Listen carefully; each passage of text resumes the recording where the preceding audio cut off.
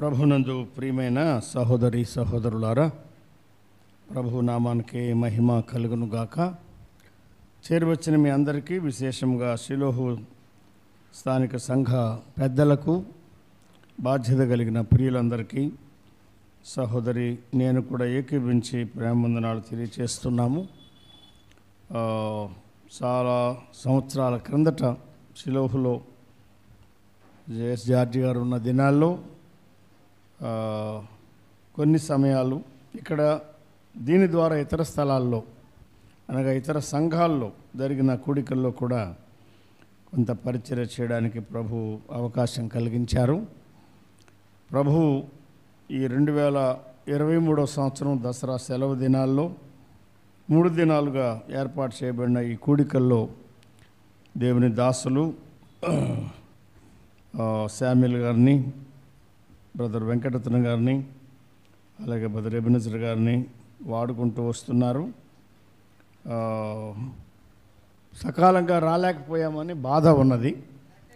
ప్రభు నామమున క్షమించండి. నేను మాట అంటే సమయం అంటే చాలా ఇబ్బంది పడుతూ ఉంటాను.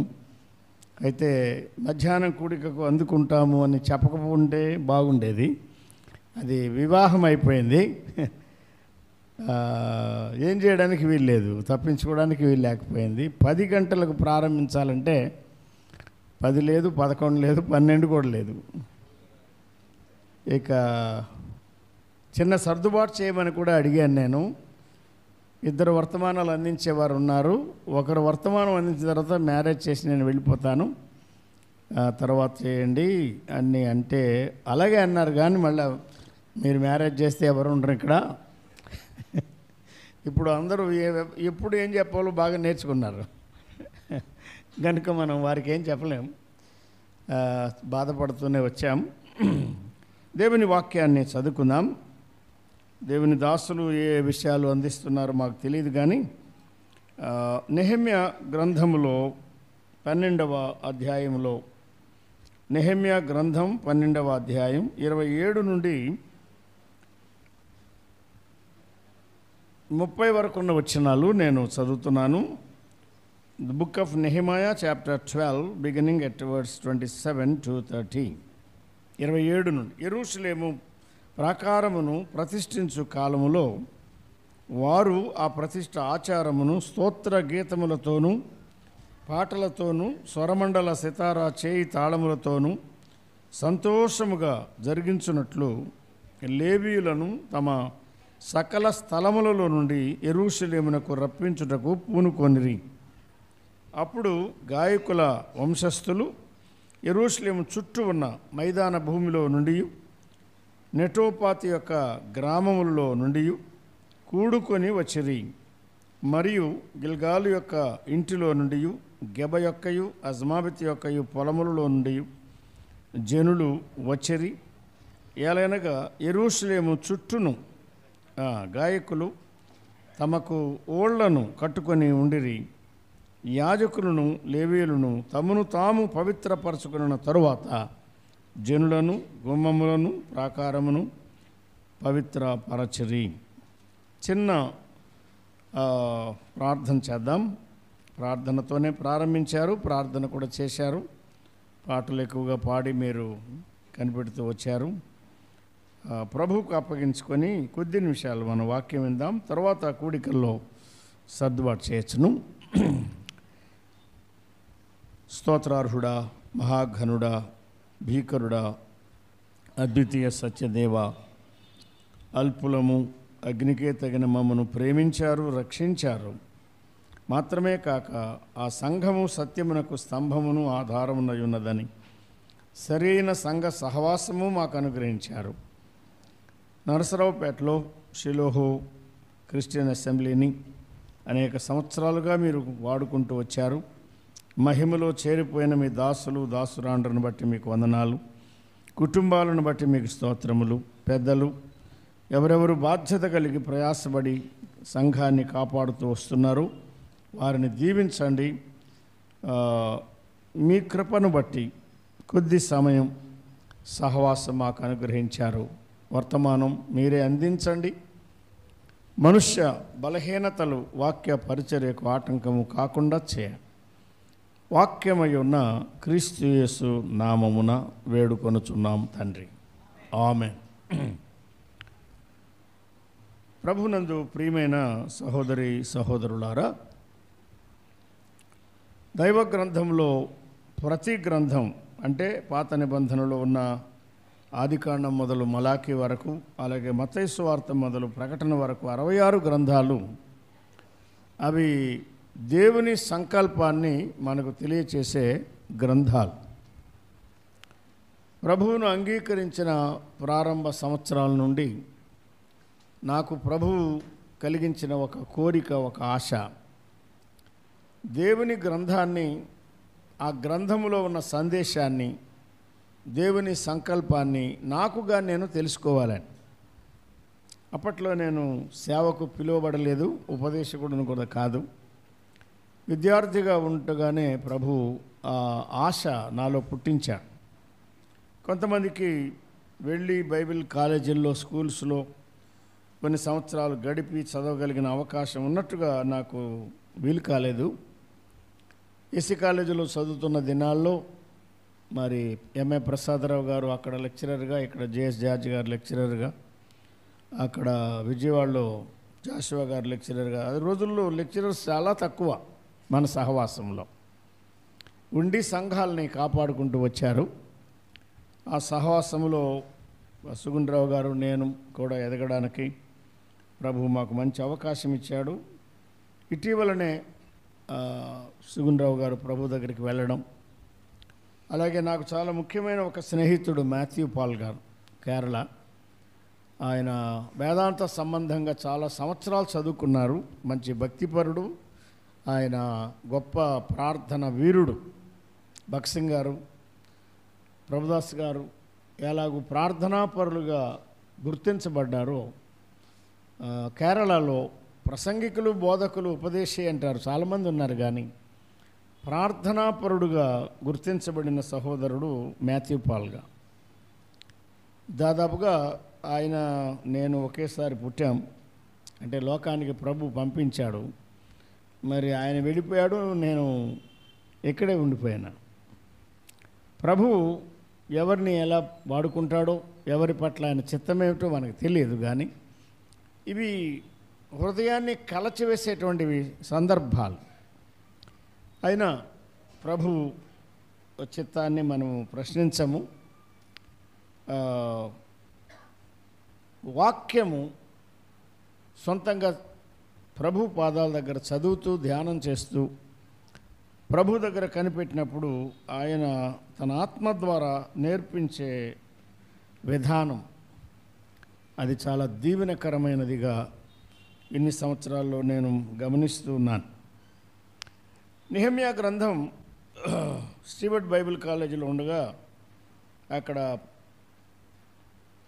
అందించాలని జస్టిస్ శామ్యుల్ గారు ఒకసారి అప్పగించారు. అలాగే ఎజ్రా, అలాగే ఇంకా అనేక పుస్తకాలు పాత నిబంధనలో, క్రొత్త నిబంధనలో వారు అలాగూ అందించడం వల్ల ఇద్దరం కలిసి మిగతా వారితో పాటు సిలబస్ ప్రకారం పూర్తి చేసేవారు. ఈ గ్రంథంలో ప్రాకార నిర్మాణం చాలా ప్రాముఖ్యమైన విషయం. యెరూషలేం పట్టణం చుట్టూ ఉండే బలమైన ప్రాకారం, ఎత్తైన ప్రాకారం, దృఢమైన ప్రాకారం అది ద్రోయబడింది. దాని గుమ్మాలు కాల్చబడ్డాయి. అంతేకాక గోడలో బీటలు తీసినట్టుగా కూడా మనం చదువుతున్నాం. ప్రార్థనాపరుడు, భక్తిపరుడు, నమ్మకస్తుడు నెహెమ్యా పంపబడ్డాడు.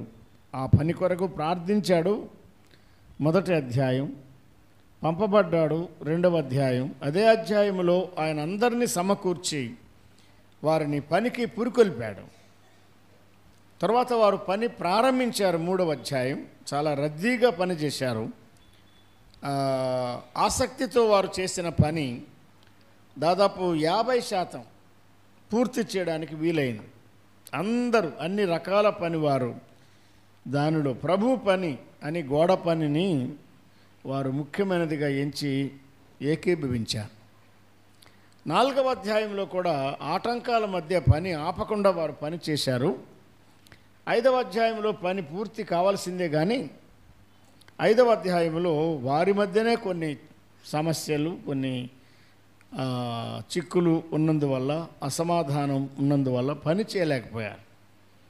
అయితే మంచి నాయకులు సమస్యలు ఉన్నప్పుడు వాటిని పట్టించుకోకుండా, వాటిని ఖాతరు చేయకుండా, వాటిని ఇగ్నోర్ చేసి, వాటిని నిర్లక్ష్యం చేసి ముందుకు సాగిపోవడం కాదు, కానీ దేవుని ప్రజల మధ్య అవసరమైన పరిచర్య చేయడానికి పూనుకుంటారు. నెహెమ్యా ఆ రీతిగా దేవుని ప్రజల మధ్య మాదిరి చూపించాడు. ఒక మాదిరి నాయకుడిగా ఆయన ఉన్నాడు. 12 సంవత్సరాలు గవర్నర్గా ఉండి గవర్నర్కు రావాల్సిన జీతం తీసుకోలేదు. పైగా ఆయన బల్ల దగ్గర ప్రతిరోజు 150 మంది పైగా అనేక మందికి శ్రేష్టమైన ఆహార పదార్థాలు అందిస్తూ ఉచితంగా ఆయన ఆతిథ్యం చేశారు. అంటే ఖర్చు పెట్టి వాళ్ళ పుస్తకంలో రాసే పద్ధతి కాదు నెహెమ్యాది. ఇంకా ఏమంటే, అప్పు తీర్చలేకపోయిన సహోదరులు ఉన్నారు. వారి పట్ల కూడా వారు వాక్య పద్ధతి పాటించారంటే, ఆ అప్పు మేము పుచ్చుకొనకుందగము అని నిర్ణయం చేసుకున్నాం, మీరు కూడా అలాగే చేయండి. వారు మన సహోదరులు కారా? బ్రదరన్ అంటే అర్థం ఏమిటి? సహోదరులు అనే భావం మనకుంటే తప్పనిసరిగా ఈ విషయంలో మనము మాదిరి చూపించి, మన సొమ్ము మనకు ముఖ్యం కాదు, సహోదరులను సంపాదించుకోవడం, సహోదరులను సహవాసాన్ని కాపాడుకోవడం ముఖ్యమని మంచి మాదిరి చూపించాడు. అధికారిగా నెహెమ్యా, సహకారిగా నెహెమ్యా, ఉపకారిగా నెహెమ్యా అని 5వ అధ్యాయంలో నెహెమ్యాను 3 కోణాల్లో మనము ధ్యానం చేయొచ్చు. చివరికి 6వ అధ్యాయం ఆఖరి దశలో కూడా చాలా ఆటంకాలు ఎదురైనా నెహెమ్యా వాటిని లెక్క చేయకుండా ప్రభువు మీద ఆధారపడి ఆ పనిని ముగించాడు. ప్రారంభించాడు, జరిగించాడు, ముగించాడు. మరి వెంటనే ప్రాకార ప్రతిష్ఠ చేయాలి న్యాయంగా. కానీ నెహెమ్యాలో ఉన్న సుగుణం, గొప్ప మాదిరి ఏమంటే 12వ అధ్యాయం 27వ వచనం చదవండి. 12:27.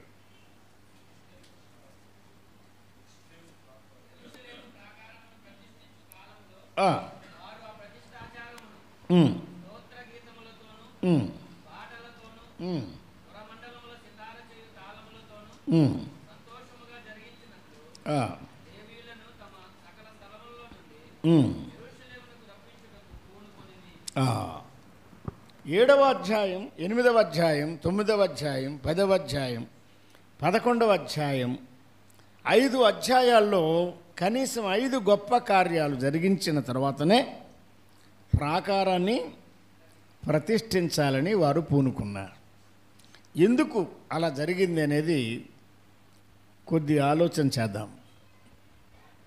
ప్రాకారం కట్టబడిందని ఉత్సాహంగా ప్రతిష్ఠ చేయలేదు వారు. అక్షరార్థమైన గోడలు కట్టబడిన మాట నిజమే, కానీ వారి ఆత్మీయ జీవితంలో ఎన్నో గోడలు కూలిపోయి ఉన్నాయి, పడిపోయి ఉన్నాయి, బీటలు తీసున్నాయి, కాలిపోయి ఉన్నాయి, పతన స్థితిలో ఉన్నారు వారు. కాబట్టి అక్షరార్థమైన కట్టడాల పట్ల ఎందుకంత ఉత్సాహం, ఎందుకంత ఆనందం? ఒకప్పుడు మన సహవాసంలో, బ్రదరన్ సహవాసంలో స్థలాలు లేవు, మందిరాలు లేవు కదా. వాక్య ప్రకారం ఇంట ఉన్న సంఘం, ఎవరో ఒక బ్రదర్, ఆ సిస్టర్ కూడా సహకరించడం ద్వారా ఆ ఇంటిలో వారు కూడుకునేవారు. వారికి పెద్ద ఇల్లు లేకపోయినా, వారు ఆస్తిపరులు కాకపోయినా, అందులో సర్దుబాటు చేసుకొని ఆదివారం వచ్చిందంటే, లేక కూడిక సమయం వచ్చిందంటే అంత సర్దుకొని ఒక చోట పెట్టుకొని అడ్జస్ట్ చేసుకొని మీటింగ్ జరగడానికి సహకరించారు. ఆ రీతిగా ప్రారంభమైనవి. రాను ప్రభు స్థలాలు ఇస్తున్నాడు, మందిరాలు ఇస్తున్నాడు, క్యాంపస్ ఇస్తున్నాడు, అనుకూలతలు ఇస్తున్నాడు. మేము షిలోహు అసెంబ్లీ వ్యాన్లో వచ్చాం, చాలా బాగుంది అది. వెహికల్స్ కూడా ఇస్తున్నాడు ఆయన సువార్త కొరకు, ప్రయాణాల కొరకు. ప్రభు ఇవన్నీ చేస్తున్నాడు. అయితే ఒకటి మనం గుర్తుపెట్టుకోవాలి ఏంటంటే, ఆత్మ సంబంధమైన పని కంటే అక్షరార్థమైన అభివృద్ధి ముఖ్యమైనది కాదు. మందిరాలు పొడవు, వెడల్పులు, ఘనత, దానికి పెట్టిన ఖర్చు, లేక అందులో ఉన్న అనుకూలతలు, ఏర్పాట్లు, అవి ముఖ్యమైనవి కాదు. ఆత్మ సంబంధమైన జీవితం, అనుభవం, అది ముఖ్యమైనది. కాబట్టి పనివారు లేరు, పనివారు నియమించారు 7వ అధ్యాయం. వాక్య పఠనం లేదు చాలా కాలంగా, యెహోషువ దినాలు మొదలుకొని వాక్య పఠన ప్రారంభించారు 8వ అధ్యాయం. ప్రార్థన సరిగా లేదు సమాజంగా, అది చేశారు 9వ అధ్యాయం. ఆ గోడ కట్టారు. 10వ అధ్యాయంలో వారు నిర్ణయాలు చేశారు, ప్రమాణం చేశారు, స్థిరమైన నిబంధన చేశారు. మేము ఇలా చేస్తాం, ఇలా చేస్తాం, ఇలా చేస్తాం అని నిర్ణయించుకుంటిమి అనే మాటలు చాలాసార్లు రాశారు. 7 లేక 10 నిర్ణయాలు 10వ అధ్యాయంలో మనం చదువుతున్నాం. ఇక 11వ అధ్యాయంలో ఇంత చక్కని ప్రాకారం కట్టబడిన తర్వాత ఎక్కడి వారు అక్కడే ఉంటే ఈ ప్రాకారం కాపాడేది ఎవరు? ఆలోచించారా? Once A structure is made, ఒక కట్టడం అంటూ జరిగిన తర్వాత దాన్ని కాపాడుకోవాలి. అందుకు వారు ఏం చేశారంటే, యెరూషలేములో నివసించడానికి ఎవరెవరు సంతోషంగా ఒప్పుకున్నారో వారిని దీవించారు అని చెప్పారు. 10 మందిలో ఒకరు, అంటే పైసల్లో 10% కన్నా ప్రజలలో 10% ప్రభు పని కొరకు. 10 మంది విశ్వాసులు ఉంటే 9 వారి ఇండ్ల దగ్గర ఉన్న ఒక్కరు తప్పకుండా యెరూషలేములో నివాసము చేసి వారి బాధ్యతలు నిర్వర్తించేవారు. వారిలో ప్రధానులు ఉన్నారని 11వ అధ్యాయంలో చెప్పారు. ఇప్పుడు ఈ ప్రాకారాన్ని ప్రతిష్ఠించడానికి ఏర్పాటు చేశారు. ఆచారం అనే ఒక మాట అక్కడ ఉన్నది, కానీ ఆచారము అనే మాట కాదు మనం తీసుకోవాల్సింది. ప్రాకార ప్రతిష్ఠ, మందిర ప్రతిష్ఠ, ఎజ్రా గ్రంథం 6వ అధ్యాయం. ప్రాకార ప్రతిష్ఠ నెహెమ్యా గ్రంథం 12వ అధ్యాయం. ఎజ్రా 6లో జెరుబ్బాబెలు కాలములో కట్టబడిన మందిర ప్రతిష్టలో నెహెమ్యా లేడు, ఎజ్రా కూడా లేడు. తర్వాతనే ఎజ్రా వచ్చాడు. కానీ జెరుబ్బాబెలు తర్వాత వచ్చిన ఎజ్రా నెహెమ్యా కాలం వరకు ఉన్నాడు అక్కడ. గనుక ఈ ఇద్దరు గొప్ప నాయకులు కలిసి పనిచేయడం మనం గమనిస్తున్నాం. చూడండి, 2 వచనాలు మనం చదువుకుందాం. 36 చదవండి, 12:36.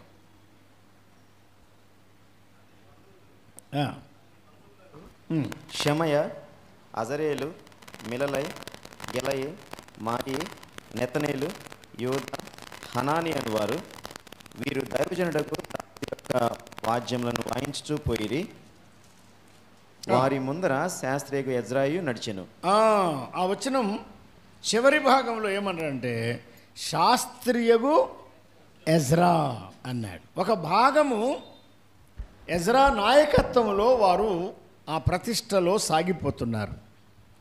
ప్రాకార ప్రతిష్ట దానిలో ఒక నాయకుడు ఎజ్రా. మరొక మాట ఏం చెప్పాడు? 38లో అన్నాడు కదా, చదివయ్యా. స్తోత్ర గీతములు పాడువారి 2వ సమూహము వారికి ఎదురుగా నడిచెను.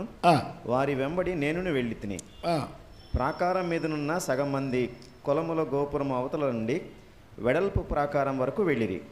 మరియు వారు ఎఫ్రాయిము గుమ్మం అవతల నుండి చాలు కదా, నేనును వెళ్ళి తిని అన్నాడు. ఈయనెవరు? ఆయన Nehemiah. Ezra the leader, Nehemiah the leader. నాయకుడైన ఎజ్రా ఒక భాగాన్ని నడిపిస్తే నెహెమ్యా మరి ఒక భాగం నడిపించాడు. ఈ రీతిగా 2 గొప్ప సమూహాలుగా వారు ప్రాకార ప్రతిష్టలో పాల్గొన్నారు. 40వ వచనంలో 2 సమూహములు అన్నాడు. 31లో కూడా అదే మాట రాశాడు. 2 ముక్కలు కాదు. అక్కడక్కడ సంఘాల్లో విచారం ఏంటంటే సంఘము ఒకటిగా ఉండడానికి బదులు ఏమవుతున్నారు? ముక్కలు అవుతున్నారు. ముక్కలు లెక్కలోకి రావు. ముక్కలు ఎప్పుడు లెక్కలోకి రావు.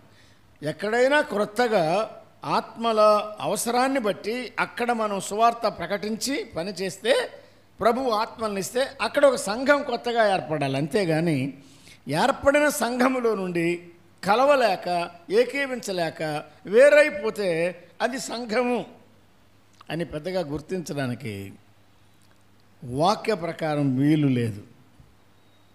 అసమాధానంతో ఆరాధన చేయకూడదు ఎక్కడ కానీ. అసమాధానంతో ప్రార్థన చేయకూడదు. అసమాధానంతో మనం సేవ చేయకూడదు. మనం ఏమనుకుంటామంటే అన్నీ చేయగలం కదా, కాబట్టి కూడుకుంటే తప్పేంటి, మన సంఘం మందే, మన మందిరం మందే, మన సేవ మనదే అనుకుంటాం. బాగా ఆలోచిస్తే అది చేయవచ్చు, కానీ ఎంతకాలం సాగినా అది క్రమమైనది కాదని. మనము సంఘ క్రమశిక్షకు లోబడాలి. నేను ముఖ్యం కాదు. నేను నడిపించగలను, పాట పాడగలను, వాక్యం చెప్పగలను, ప్రకటన చేయగలను, నేను అన్నీ చేయగలను. కనుక నాతో ఎవరు వస్తే వారితో పాటు నేను అసలు అందరితో నాకెందుకు ఇబ్బంది, నేను నాకు తోచినట్టుగా నా చేతి కింద అందరిని పెట్టుకొని నా అజమాయిషీలో ఉంచుకొని చేయొచ్చు అనుకుంటే శ్యాంబాబు ఈజ్ రాంగ్. ఎవరైనా అంతే. కాబట్టి సంఘాన్ని చిన్నాభిన్నం చేయడానికి మనం పూనుకోకూడదు. మన సొంత ప్రయోజనాల కొరకు, మన స్థానం కొరకు, మన ఘనత కొరకు, ఒకవేళ మన లాభమే కాకపోవచ్చు, మన గౌరవ మర్యాదల కొరకు సంఘాన్ని మాత్రం మనం నష్టపరచకూడదండి, పాడు చేయకూడదు. కొన్ని సంవత్సరాల కిందట ఒక సంఘములో ఒక సహోదరుడు అన్నాడు, ఒకవేళ సంఘములో 90 మంది మీ పక్షంగా ఉన్నా నా పక్షంగా 10 మంది కూడా ఉండరా అన్నాడు. ఆయన ఏమని జవాబు ఇచ్చాడంటే, అయ్యా నీ పక్షంగా 10 కాదు, నా పక్షంగా 90 కాదు, అసలు పక్షమే లేదు, పక్షమే లేదు. నేను ఏనాటికి పక్షం చేయను, సంఘముతో ఇమిడి ఉంటాను, నేనేం చేయను, మీరే నడిపించి పని చేయండి. విషయాలు ఏమైనా చక్క చేయాల్సి ఉంటే చక్కబడిన తర్వాత నేను పరిచర్య చేస్తా అని చెప్పాడు ఆయన. దేనికి ఇష్టపడలేదు, విభజన చేయడానికి ఇష్టపడలేదు. ఇంటికి వేరుగా ఇల్లు నిలవదు అని ప్రభువు చెప్పాడు. ఒక రాజ్యానికి వేరుగా మరొక రాజ్యం నిలవదు అన్నాడు. కలిసి పనిచేయడంలో ఆశీర్వాదం ఉన్నది. 2019లో కడపలో ఒక కాన్ఫరెన్స్ జరిగించాం ప్రభు కృపచేత. చాలా ప్రార్థన చేసి మా స్థానిక సంఘాలే పూనుకున్నాం. 133వ కీర్తన మేము ధ్యానించాం ఆ రోజుల్లో. ఇంకా థామ్సన్ గారు, మిటా గారు, శామ్ పాల్ గారు, పాల్ గాంధీ గారు ఆయా విషయాలు, అంశాలు ఆ దినాల్లో బోధించారు, అందించారు. విన్నారా? ఐక్యతలో ఉన్న ఆశీర్వాదం విభజనలో ఉండదు. ఇక్కడ వారు 2 గొప్ప సమూహాలుగా ఉన్నారంటే అది విభజన కాదు. It's not at all A division. సరే, ఏం చేస్తున్నారో చూడండి. 30వ వచనం ఒకసారి చదవండి. 12:30. యాజకులను లేవీయులను. యాజకులు అంటే ఆరాధనలో నడిపించేవారు కదా పాత నిబంధన కాలం. బలులర్పించేవారు యాజకులు, వారికి పరిచర్య చేసేవారు లేవీయులు. యాజకులను లేవీయులను తమ్మును తాము పవిత్రపరచుకున్న తర్వాత, మాట గమనించారా బ్రదర్ సిస్టర్? ఏం చేస్తున్నారు? మొదట వారు తమ్మును తాము పవిత్రపరచుకొనిన తరువాత అన్నాడు. ప్రతిష్ట ముఖ్యం కాదు. మందిర ప్రతిష్ట, ప్రాకార ప్రతిష్ట, గృహ ప్రతిష్ట ఇవి ముఖ్యం కాదు. తమ్మును తాము పవిత్రపరచుకున్నారు అని రాస్తున్నారు. ఆ తర్వాత జనులను, గుమ్మములను, ప్రాకారమును వారు పవిత్రపరచిరి అన్నాడు. ప్రత్యేకతకు వారు ప్రాధాన్యత ఇచ్చారు. నంబర్ 1 ప్రత్యేకత. ప్రాకారం కట్టారు అంటే అర్థం ఏంటి? అదే ప్రత్యేకత. అంతే కదా. ప్రాకారం కట్టకపోతే మోయాబీయులు వీరితో ఉన్నారు, అమ్మోనీయులు వీరితో ఉన్నారు, అరబీయులు వీరితో ఉన్నారు, అష్టోదీయులు వీరితో ఉన్నారు, హెబ్రీయులు ఎవరో మోయాబీయులు ఎవరో భేదము లేదు, తేడా లేకుండా అందరూ కలగలుపులు ఉన్నాయి. బియ్యం కొనేటప్పుడు మనం జాగ్రత్తగా చూస్తాం కదా. కలగలుపులో అయితే కొంచెం ధర తక్కువైనా కొనడానికి ఇష్టపడం, మనం వంట చేయడానికి కూడా ఇష్టపడం. అయ్యా కల్తీ లేనిది మా దగ్గర చూపించు, ఒక 10 రూపాయలు ఎక్కువైనా 20 రూపాయలు ఎక్కువైనా కల్తీ లేనిది కావాలని చూస్తాం, అవునా? మరి వాక్య సత్యం విషయంలో, సంఘ క్రమం విషయంలో కలగలుపులు లేని ప్రత్యేకత మనం పాటించాలి. రెండవది పవిత్రత, ప్రత్యేకత, పవిత్రత. ఈ 2 సంఘాల్లో మనము చిన్నగా చూడకూడదు. సెపరేషన్, చాలాసార్లు నేను చెప్తూ ఉంటాను, సాల్వేషన్ రక్షణ, సెపరేషన్ ప్రత్యేకత, శాంక్టిఫికేషన్ అనుదిన జీవితంలో పరిశుద్ధత. ఈ 3 ముఖ్యమైనవి. సిల్లీగా ఉంటాయే చిన్న చిన్న విషయాలు, వాటి గురించి ఊరికే వాదోపవాదాలు, తర్క వితర్కాలు అనవసరం. వాటి వల్ల మనకు భక్తి జీవితంలో ఏ మేలు మనం పొందలేము. అభిప్రాయ భేదాలు ఉండొచ్చు. పౌలు చెప్పాడు కదా, ఒకడు ఒక విధమున మరొకడు మరొక విధమున తలంచుచున్నాడు, పర్వాలేదు. మీలో యోగ్యులైన వారెవరో కనబడినట్లు మీకు భిన్నాభిప్రాయములు ఉండక తప్పదు అన్నాడు. భిన్నాభిప్రాయాలు ఉంటాయి, కానీ we should learn to respect hour fellow brothers, hour sisters. వారు ఉపదేశకులు కానీ, పెద్దలు కానీ, సువార్థికులు కానీ, వారిని గౌరవించడం, వారి యొక్క అభిప్రాయాలను గౌరవించడం మనం నేర్చుకోవాలి. అది మంచిదని నా యొక్క అభిప్రాయం. ప్రత్యేకత. తర్వాత కడుగుకొని పవిత్రపరచుకొని అప్పుడు ప్రాకార ప్రతిష్టకు వారు పూనుకున్నారు. దీనిలోనే గుమ్మములను అనే మాట వచ్చింది కదా. మీరు గమనిస్తే ఈ 12వ అధ్యాయంలో 27 నుండి ఉన్న వాక్య భాగములో పెంట గుమ్మము అని 31లో చెప్పాడు. ఇక ఓట గుమ్మము అని 37లో చెప్పాడు. నీటి గుమ్మము అని అదే వచనంలో చెప్పాడు. ఇంకా ఎఫ్రాయిము గుమ్మము, పాత గుమ్మము, మత్స్యపు గుమ్మము, గొర్రెల గుమ్మము, బందీగృహపు గుమ్మము అని చెబుతున్నాడు. మొత్తానికి ఈ చిన్న ప్రాకార ప్రతిష్ట జరిగినప్పుడు ఈ గుమ్మము గుండా ఆ గుమ్మము గుండా ఆ గుమ్మం వరకు వచ్చారు అని చెప్తున్నాడు. 8 లేక 9 గుమ్మాలు చెప్పాడు. కానీ అసలు వాస్తవంగా యెరూషలేం పట్టణానికి ఉన్న ప్రాకారం దావీదు కాలంలో ప్రారంభించి సొలొమోను కాలంలో ముగించిన ఆ పటిష్టమైన ప్రాకారం, దానికి ఎన్ని గుమ్మాలు అంటే మనందరికీ తెలుసు స్పష్టంగా. ప్రకటన గ్రంథంలో ఉన్న మాట మనం చదువుకుందాం. భూ సంబంధమైన యెరూషలేముకు అంతే, పరలోకములో ఉన్న యెరూషలేముకు కూడా అంతే చెప్పాడు ఆయన. చదవండి 12, 21, 12 ప్రకటన.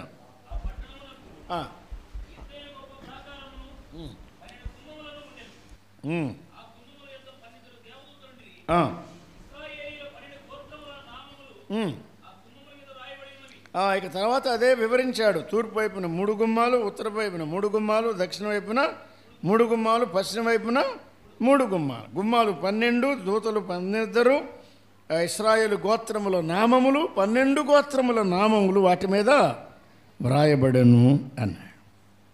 ఇప్పుడు మనం ఈ 12 గుమ్మాలు ఉన్నది 2-3 రోజుల మీటింగ్లో. నేనేం చేయాలనుకుంటున్నానంటే, నాకున్న అవకాశాల్లో ఈ 12 గుమ్మాలను గురించిన సంక్షిప్తమైన సందేశాన్ని ఎరిగిన వారు ఉన్నారు, ఎరిగిన వారు మరొకసారి జ్ఞాపకం చేసుకుందాం. కానీ వినని వారికి, ఎరుగని వారికి మొదటిసారిగా ఆ గుమ్మాల్లో ఉన్న ఆత్మీయమైన పాఠం మనం జ్ఞాపకం చేసుకొని ముగించుకుందాం. యెషయా గ్రంథం 60 యెషయా గ్రంథంలో ఒక వచనం చదివి ఇక్కడికి వద్దాం. 62వ అధ్యాయం 10 చదవండి. 62:10 62:10. గుమ్మముల ద్వారా రండి, గుమ్మముల ద్వారా రండి, జనమునకు త్రోవ సిద్ధపరచుడి, జనములకు త్రోవ సిద్ధపరచుడి, రాజమార్గమును చక్కపరచుడి, చక్కపరచుడి, రాళ్లను ఏరి పారవేయుడి అని ఎన్నో చక్కని సూత్రాలు చెప్పాడు ఆయన. గుమ్మముల ద్వారా రండి అన్నాడు. ఎందుకు అలా చెప్పాడంటే గోడ దూకి వచ్చేవాడు కాదు, గుమ్మముల ద్వారా వచ్చేవాడు సరి అయినవాడు. అంతేగా, సరి అయినవాడు ఎలా వస్తాడో గుమ్మము గుండా వస్తాడు. క్రమం లేనివాడు ఏం చేస్తాడో గోడ దూకి వస్తాడు. యోహాను సువార్త 10లో చెప్పాడు కదా, వేరొక మార్గమున వచ్చువాడు దొంగయు దోచుకొనివాడు అన్నాడు. ఎవరా దొంగలు? ఎవరా దొంగలు? జేబు దొంగలు కాదు, బంగారం దొంగలు కాదు వీళ్ళు, వస్తువులు సామాన్లు దొంగలు కాదు వీరు. ఎవరా దొంగలు? మలాకీ 3లో దొంగలు చెప్పాడు, ప్రభువుకి ఇవ్వకుండా దొంగిలించేవారు. అవునా? యోహాను 10లో దొంగలు చెప్పాడు. ఆ దొంగలు ఎవరంటే శాస్త్రులు, పరిసయ్యులు. ఊరకే మతం మతం మతం మతం ప్రజల ఎదుట వేషధారులుగా కనబడేవారు తప్ప వారిలో భక్తి లేదు. చెప్పుదురే కానీ చేయరు అన్నాడు. అవునా? దొంగలు దొంగిలిస్తూ వచ్చారు. ప్రభువుకు చెందవలసిన స్థానం, ఆ అగ్రపీఠాలు, ఆ ఘనత అదంతా వారు దొంగిలిస్తూ వచ్చారు. ఒకవేళ మందిరానికి, ప్రభువుకు చెందవలసిన, సేవకు చెందవలసిన వాటిని కూడా దొంగిలించి ఉంటారు. నాకు ముందుగా వెళ్ళిన వారు దొంగలు, దోచుకుని వారు అన్నాడు. మన దేశంలో కూడా దొంగలు ఉండేవారు. ఎవరా దొంగలు? గజ దొంగలు కాదు. మీకు తెలుసు కనుక నేను చెప్పనక్కర్లే. మన ప్రభువు రాకముందు ఉన్న వాళ్ళు అందరూ దొంగలే. మన ప్రభువు రక్షకుడు రాకముందున్న వారందరూ దొంగలే. దొంగిలించి దోచుకున్నారు. ఈయన ఎందుకు వచ్చాడు? యోహాను సువార్త 10లో అన్నాడు, నాకు ముందున్న వాళ్ళు దొంగలు, దోచుకునేవారు. నేనెందుకు వచ్చానంటే నన్ను నేను ఇచ్చుకోవడానికి వచ్చానన్నాడు, దొంగిలించడానికి కాదు. టు గివ్ మై సెల్ఫ్, నన్ను నేనే, నా ప్రాణం ఇచ్చుకోవడానికి, నా రక్తాన్ని ధారపోయడానికి వచ్చాను. ఇచ్చుకోవడానికే నేను వచ్చాను. నా ప్రాణం కాపాడుకోవడానికి రాలేదు నేను. లోకంలో అనేకులు ప్రాణం కాపాడుకోవడానికి చూస్తారు, నేను ప్రాణం పెట్టడానికి వచ్చానన్నాడు. నేను అప్పుడప్పుడు చెప్తా ఉంటా, లోకంలో చాలామంది ప్రాణం పెట్టారంటారు, అది ఒట్టి మాట. అవునా? గాంధీ గారు ప్రాణం పెట్టారా?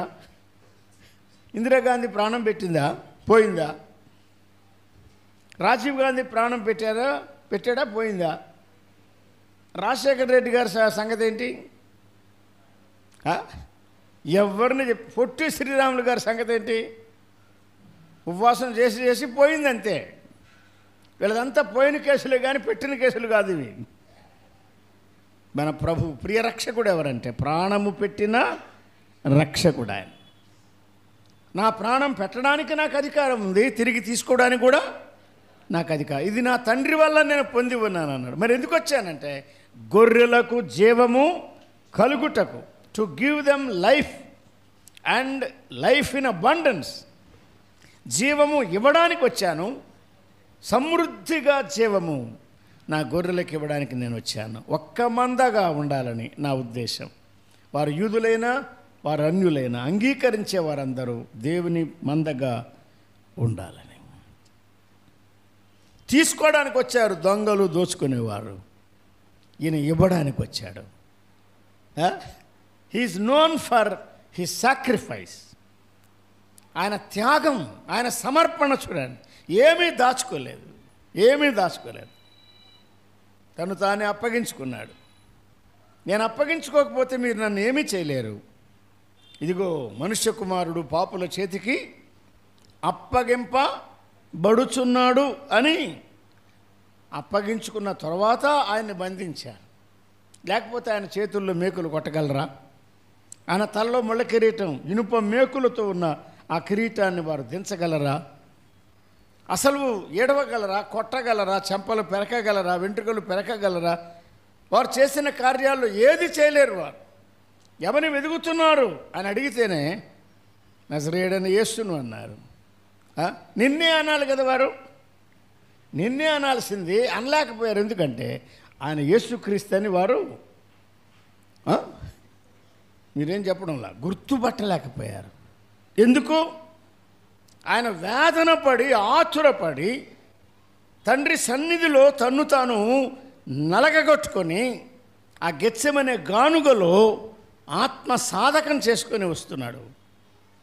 ఆయన చెమట నేలబడుతున్న రక్త బిందువుల వలె అయిపోయింది. వారు గుర్తుపట్టలేకపోయారు. మన ప్రియ రక్షకుడు గొర్రెల గుమ్మము పోలికలో నంబర్ 1 గొర్రెల గుమ్మం. నెహెమ్యా గ్రంథం 3వ అధ్యాయం 1 వచనాల్లోనే చెప్పాడు. ఫస్ట్ గేట్ షీప్ గేట్, గొర్రెల గుమ్మం అన్నాడు. ఈ గొర్రెల గుమ్మము ఎందుకున్నదంటే వధకు వెళ్ళే గొర్రెలన్నీ ఈ గుమ్మం గుండా తీసుకుని పోయేవారు. వధకు వెళ్ళే గొర్రెలు. మరి మన ప్రభు ఎవరు? యెషయా గ్రంథం 53లో చెప్పాడు. తొందరగా చదువుకొని ఈ సంగతులు మనము ధ్యానం చేద్దాం. ఏమన్నాడో చదవండి.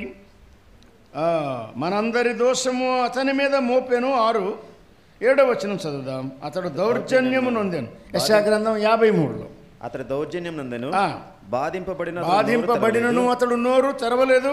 వధకు తేబడు గొర్రె పిల్లయు, బొచ్చు కత్తిరించు వధకు వెళ్ళే గొర్రెలు గొర్రె పిల్లలు మౌనంగా ఉన్నట్లు ఈ గొర్రెల గుమ్మము గుండా వెళ్ళాలి. వధకు తేబడు గొర్రె పిల్ల, బొచ్చు కత్తిరించు అనేది గొర్రె, గొర్రెలు గొర్రె పిల్ల అని చెప్పాడు. మౌనముగా ఉండునట్లు అతడు నోరు తెరవలేదు. వధింపబడిన గొర్రె పిల్ల, తప్పిపోయిన గొర్రెలమైన మన కొరకు ఏ అన్యాయము లేనివాడు, ఏ పాపము, ఏ లోపము, ఏ దోషము, ఏ కళంకము లేని పుణ్య పురుషుడు, నిర్మలుడు మన కొరకై ఆయన బాధింపబడ్డాడు. వధింపబడిన గొర్రె పిల్ల.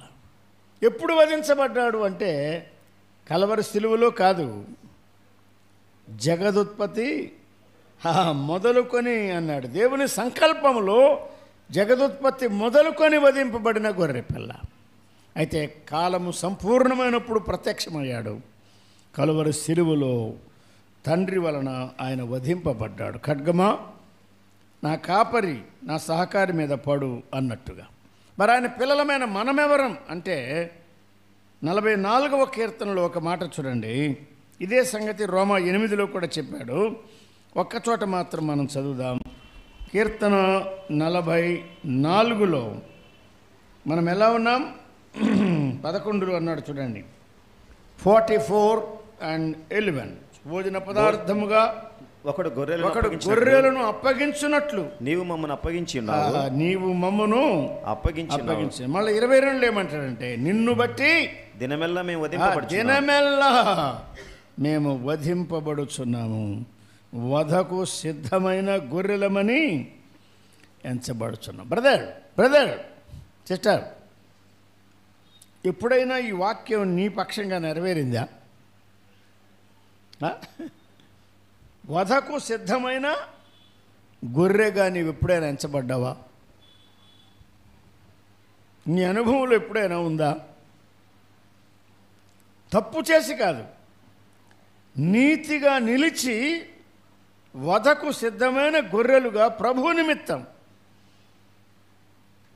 ఎంచబడిన అనుభవం, అమ్మబడిన అనుభవం.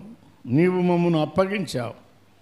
ఈ మాటలే మళ్ళీ రోమపత్రికలో చెప్పాడు. కనుక మొదటిది గొర్రెల గుమ్మం, ఆత్మరక్షణ అనుభవం. మన పాపాలన్నీ మోసుకొని పోయి వధించబడిన గొర్రె పిల్ల నోరు తెరవని గొర్రెల కాపరి మన ప్రభు అయిన యేసుక్రీస్తు. Is our saviour. ఆయన మన రక్షకుడు, అవర్ షెపర్డ్, మన గొర్రెల కాపరి. ఆయన నిమిత్తం లోకములో విశ్వాసులుగా మనము వధకు సిద్ధమైన గొర్రెలుగా ఎంచబడతాం. అధైర్యపడకూడదు.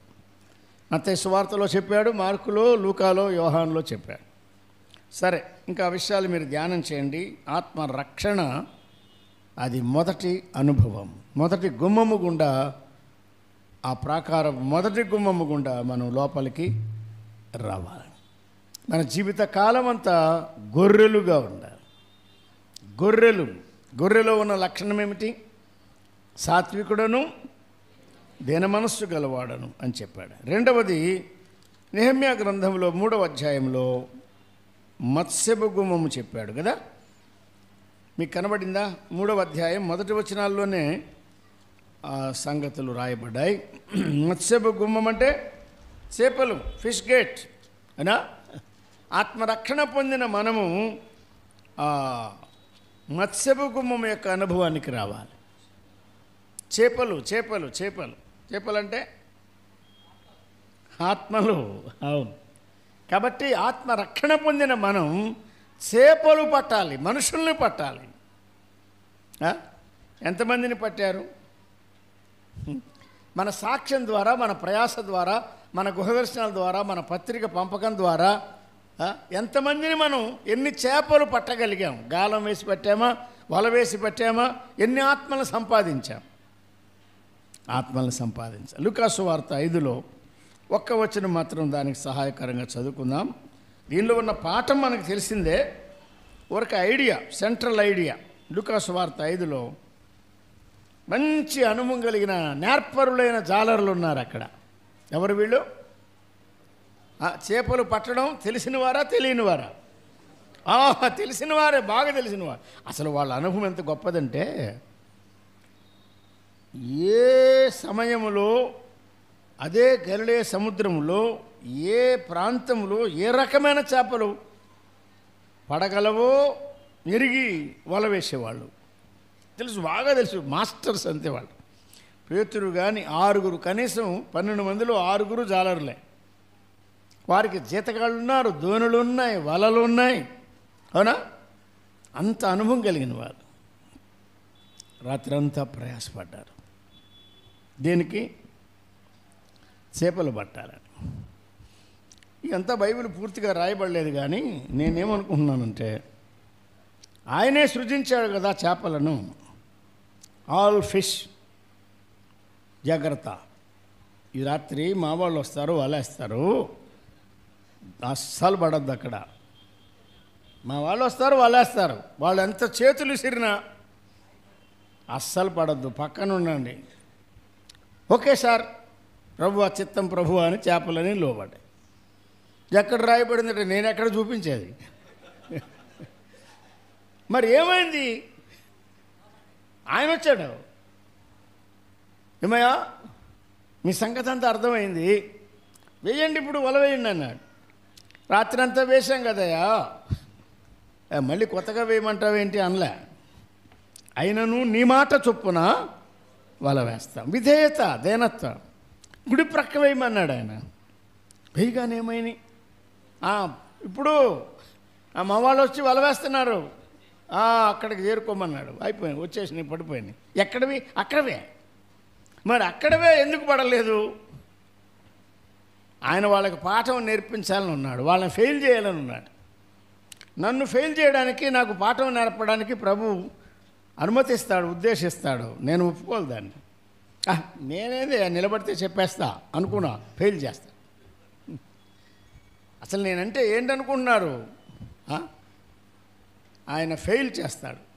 మన బలహీనతలు, మన ఓటమి, మన పతనం, మన తొందరపాటు, మన ఆవేశం మనకు చూపిస్తాడు. అప్పుడు పేతురు ఆ పడిన చేపల రాశికి ఆయన విస్మయం ఉంది. ఏమంటాడో తెలుసా? 2 కాళ్ళు గట్టిగా పట్టుకున్నాడు. ఎక్కడ పోతావో అన్నట్టుగా 2 కాళ్ళు పట్టుకొని, ప్రభువా నన్ను విడిచిపో అంటున్నాడు.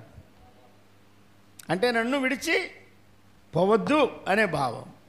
ప్రభు అన్నాడు.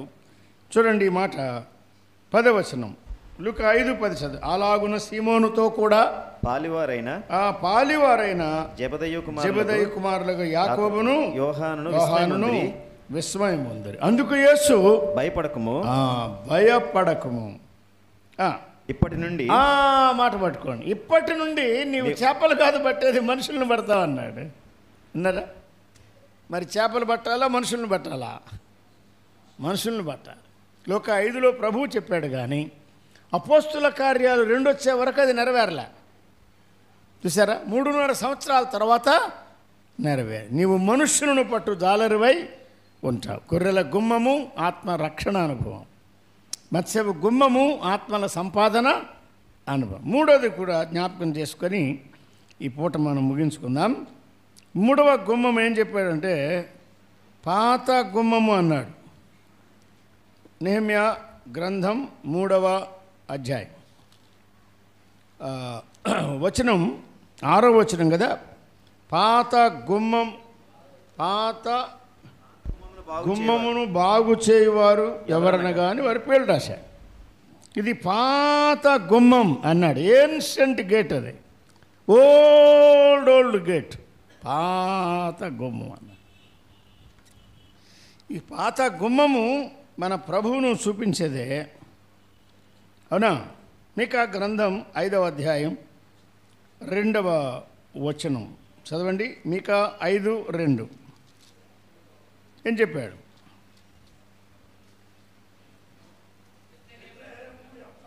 ఆ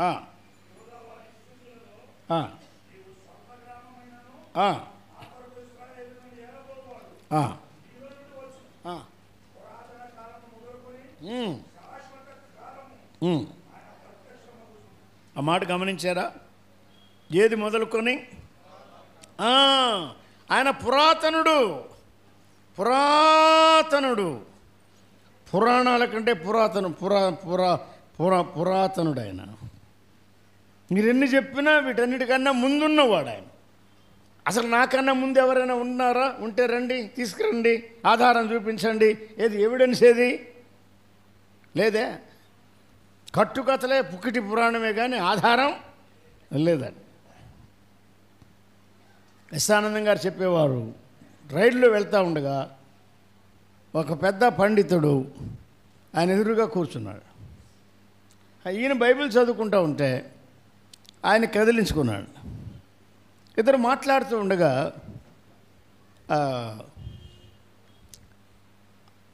ఆనందం గారు సాధారణంగా ఎవరు ఏమి నమ్ముతున్నారో, ఏ లైన్లో, ఏ రూట్లో వస్తున్నారో గమనించి దానికి తగినట్టు చక్కని జవాబిచ్చే ఆ సమయస్ఫూర్తి ఉండేదాన్ని. మాట్లాడుతూ ఉండగా ఆ శాస్త్రి గారు, మాకు వేదాలు ఉన్నాయి, ఉపనిషత్తులు ఉన్నాయి, అది ఉంది, ఇది మరి వీటికి ఆధారం ఏమైనా ఉందా అని అడిగాడండి. ఆయన ఏం చెప్తాడు? మాకు ఆధారం లేదన్నాడు. వాళ్ళు చెప్పారు, పెద్దలు చెప్పారు, వాళ్ళు నమ్మారు, వాళ్ళు చేశారు, మేము చేస్తున్నాం, అంతే ఆధారం. అప్పుడు ఆయన అపోస్తల కార్యాలు తీసుకొని వచ్చి దీని నమ్ముటకు ఆయన అందరికీ ఆధారము కలుగజేశాడు. శాస్త్రి గారు, మాది ఆధారపూర్వకమైన సత్యం అన్నాడు. మాది ఆధారపూర్వకమైన సత్యం. కాబట్టి మీరు ఎంతమందిని చెప్పినా అందరికన్నా ముందున్నవాడు ఆయన. ఆయనకంటే ముందు ఎవరు లేరు. యెషయా గ్రంథం ఒక్కదే చదివినా మనకు అర్థం. నాకు ముందు ఎవరు లేరు ఖచ్చితంగా చెప్పాడు. నా తర్వాత కూడా ఎవరు ఉండరు అని చెప్పాడు. మొదటి వాడను నేనే, కడపటి వాడను నేనే. కాబట్టి కొత్త కొత్త బోధలు కాదు, కొత్త కొత్త తత్వాలు కాదు. ఆ పురాతనుని, ఆ ప్రాచీనుడు ఉన్నాడే మన ప్రభువు. ఇర్మియా 6లో చెప్పాడు, మార్గాల గురించి చెప్పాడు. ఇర్మియా 6:16 మార్గములలో నిలిచి చూడుడి, పురాతన మార్గమేదో, ఆ మేలు కలిగే మార్గమేదో విచారించి అందులో మీరు నడుచుకోమన్నాడు. కాబట్టి ఎంత కాలమైపోయినా ప్రభువు మనకు పాతబడిపోకుండా ఆత్మలో నూతనత్వం, నూతనత్వం కావాలి. ఆత్మరక్షణ గొర్రెల గుమ్మం, ఆత్మల సంపాదన మత్స్యపు గుమ్మం. ఆత్మలో నూతనత్వం పాత గుమ్మం. వాక్యం విషయంలో కానీ, ప్రభు విషయంలో కానీ, ప్రేమ విషయంలో కానీ పాతబడిపోకుండా ఎప్పటికప్పుడు నూతనత్వం కలిగి ప్రభు కొరకై మనం సాగిపోదాం. చిన్న ప్రార్థన చేద్దాం. శాశ్వతమైన ప్రేమతో ప్రేమిస్తూ విడువక మాయల కృప చూపుచున్న మా ప్రభువా, నరసరావుపేట షిలోహు అసెంబ్లీ ద్వారా ఏర్పాటు చేయబడిన కూడికలలో మీ దాసులను వాడుకుంటూ వస్తున్నారు. మేము కూడా కొంత సహాయకరంగా సహవాసము అనుభవించడానికి, నీ లేఖనాల్లో ఉన్న సంగతులు జ్ఞాపకం చేసుకోవడానికి కృప చూపించారు. వర్తమానం దీవించండి, ఫలింపచేయండి. హృదయమనే పలక మీద స్పష్టముగా రాయబడినట్లు, బాగుగా దిగగొట్టబడిన మేకుల వలె స్థిరపడినట్లు చేయమని, చివరి కూడిక కొరకు అలాగే రేపు ఎల్లుండి జరిగే కూడికలన్నిటి కొరకు సిద్ధపరచుమని మా ప్రభు అయిన క్రీస్తు యేసు నామమున స్తుతించి వేడుకొనుచున్నాం తండ్రి. ఆమేన్.